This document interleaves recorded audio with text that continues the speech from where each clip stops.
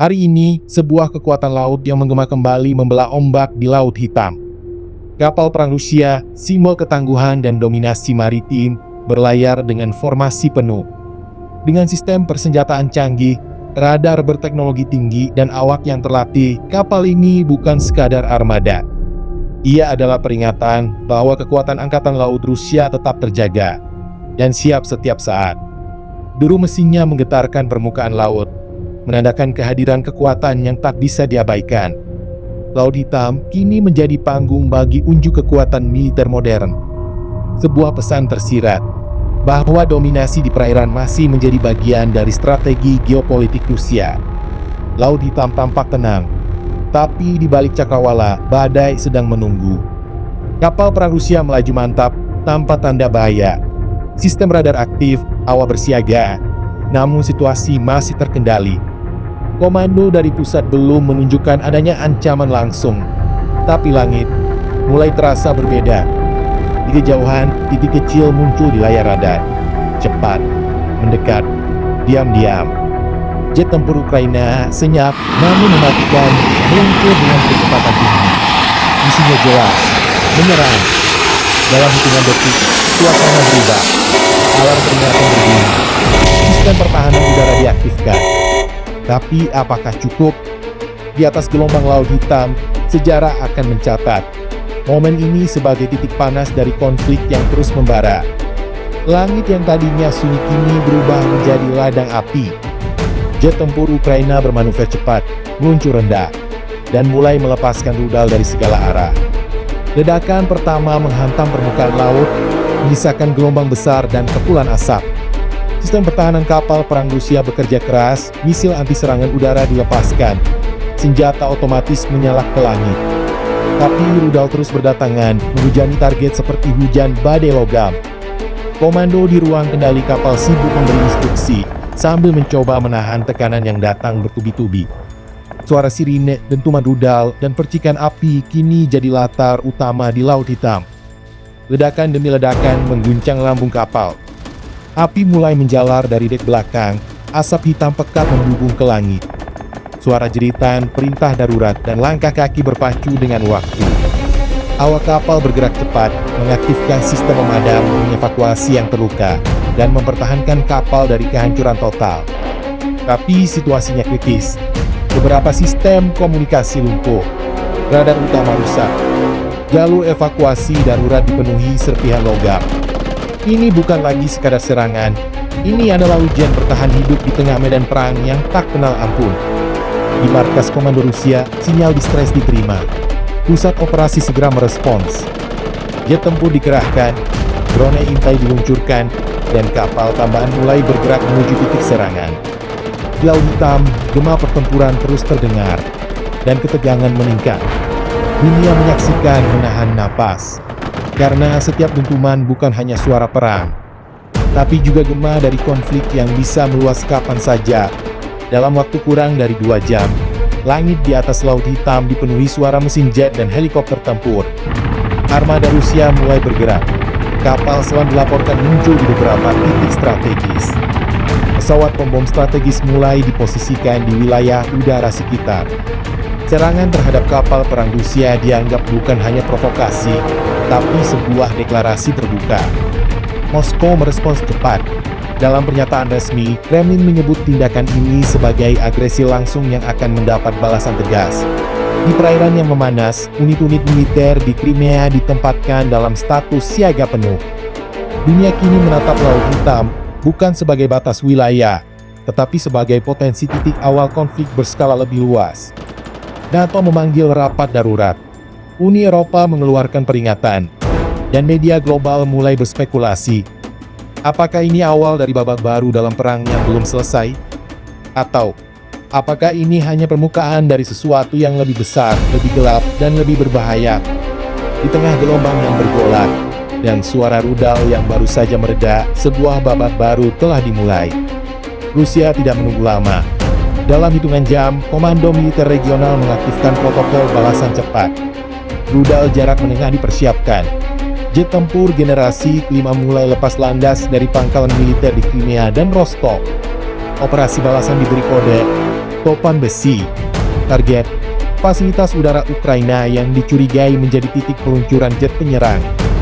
Pukul 4.20 dini hari. Langit Ukraina Timur diterangi oleh semburan api dari rudal jelajah kaliber.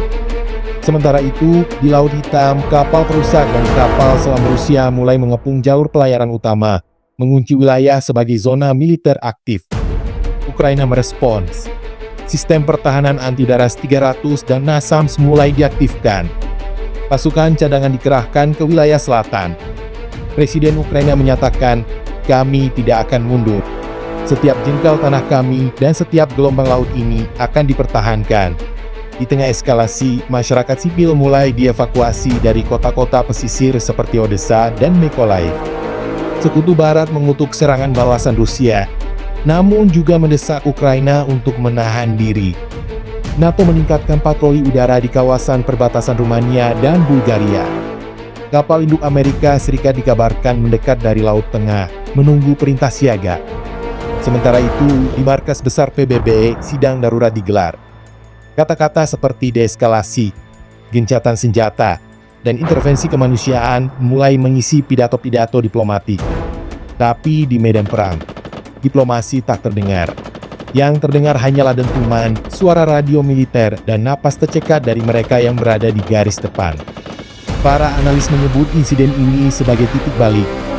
Bukan lagi sekadar konflik perbatasan, tapi berpotensi menjadi api yang menyebar ke seluruh kawasan. Laut Hitam, dulu perairan strategis, kini telah berubah menjadi arena konfrontasi terbuka. Dunia menatap dengan gelisah, karena sejarah menunjukkan, perang besar tidak selalu dimulai dengan deklarasi, tapi sering dimulai dari satu serangan yang tidak pernah diantisipasi. Sementara rudal masih membelah langit, dan suara dentuman belum mereda, dunia mulai menyadari, ini bukan lagi sekadar konflik regional. Ini adalah krisis internasional yang menjalar dengan cepat. Di kota-kota pesisir Ukraina, rakyat berlarian mencari perlindungan. Sirene udara meraung tanpa henti. Anak-anak dipeluk erat, wanita dan lansia menuruni tangga darurat ke tempat perlindungan bawah tanah. Rumah sakit kehabisan daya listrik. Ambulans terus datang, membawa korban luka dari zona ledakan. Beberapa dengan luka bakar, lainnya dengan serpihan logam tertanam di tubuh. Kemanusiaan kini menjadi korban pertama dari ambisi kekuasaan. Di sisi lain perbatasan, rakyat Rusia pun mulai merasakan dampaknya. Jalur komunikasi dibatasi. Pusat-pusat logistik militer sibuk, menandakan pengerahan pasukan besar-besaran. Pemuda-pemuda muda dipanggil. Orang tua menangis di stasiun kereta. Di layar-layar televisi, propaganda mulai bekerja. Kedua belah pihak mengklaim kemenangan moral. Tapi di medan perang, tak ada yang menang. Hanya kehancuran, dan lebih banyak dendam. Negara-negara besar mulai terbelah. Amerika Serikat menyatakan siap memperkuat sekutu NATO di kawasan. Armada Laut ke-6 telah bersiaga, dan senjata bantuan dikirim dengan kecepatan penuh. Sementara itu, Tiongkok menyerukan penyelesaian damai, namun diam-diam mengamati. Siaga, menganalisis, menunggu langkah berikutnya. Turki yang berdiri di antara dua benua, menutup jalur Bosporus untuk kapal perang. Langkah diplomatik yang mengguncang keseimbangan strategi di Laut Hitam. Dunia Arab terpecah. Sebagian mendukung Ukraina atas dasar kedaulatan. Sebagian lainnya mengingat hubungan ekonomi dan sejarah dengan Rusia. PBB mengeluarkan peringatan keras. Jika eskalasi ini tidak dihentikan, dunia menghadapi resiko nyata akan konflik global. Sementara itu, jaringan internet dipenuhi gambar ledakan, tangisan, dan kehancuran. Tapi juga dipenuhi amarah, hasutan, narasi saling menyalahkan. Di era informasi, kebenaran pun ikut jadi senjata. Para jurnalis perang di garis depan mempertaruhkan nyawa demi membawa kabar. Kamera mereka menangkap lebih dari sekadar peperangan. Mereka menangkap wajah manusia saat harapan mulai memudar. Di dalam bunker komando militer Rusia, strategi balasan tingkat tinggi dibahas. Kota-kota strategis menjadi titik potensial target berikutnya. Ukraina memperkuat pertahanannya, tapi mereka tahu gelombang serangan berikutnya bisa lebih besar dan lebih mematikan. Sementara itu, di kota-kota besar dunia, masyarakat mulai turun ke jalan. Seruan damai, doa bersama, dan unjuk rasa mulai membanjiri Berlin, London, Tokyo, hingga Jakarta. Tapi suara rakyat sering kalah oleh deru mesin perang. Dunia berada di ambang sesuatu yang belum pernah terjadi sejak Perang Dunia. Kita menyaksikan bukan hanya pertempuran senjata, tapi juga pertarungan ideologi, kepentingan ekonomi, dan sejarah yang belum selesai. Semua mata kini tertuju pada Laut Hitam. Karena dari perairan gelap itu, telah muncul sesuatu yang tak bisa lagi diabaikan. Sebuah pesan. Jika dunia tidak memilih damai, maka perang akan memilih dunia. Dan waktu semakin menipis.